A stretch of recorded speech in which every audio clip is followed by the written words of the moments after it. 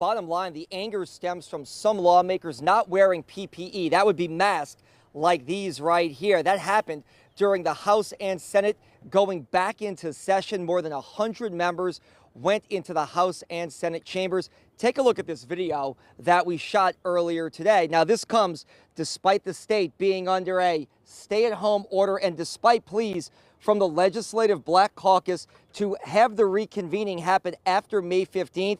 When the stay-at-home order is lifted. Now, take a look at this. Plexiglass was placed up between members' desks, and everyone had to have their temperature taken before entering the building. Masks were placed on all members' desks, but some chose not to wear them. That came as a shock to some members. As you recall, just a month ago, Reggie Bagala from Lafourche Parish, a freshman House member, died from COVID-19 last month.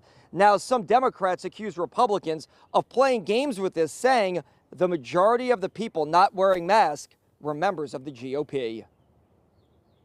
It just blows my mind that there were several people wearing ribbons for our member who passed away, but they didn't seem to care about the fact that they were openly breathing on other members. Unfortunately, Travers, when you look at the facts, most of the division is along the lines of race and politics. And I think it's sad. Coming into this, I thought that for a moment, I was hopeful that this is something that could bring us all together, but sadly, I think we're seeing just the opposite. People are doing what they feel comfortable doing. I've chosen to wear a mask. A lot of my fellow reps have chosen to wear masks. Some people have not.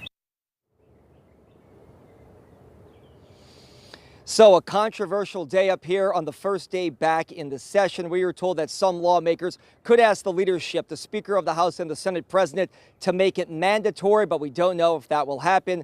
The session goes until the first week of June, and lawmakers have to have a balanced budget by that time.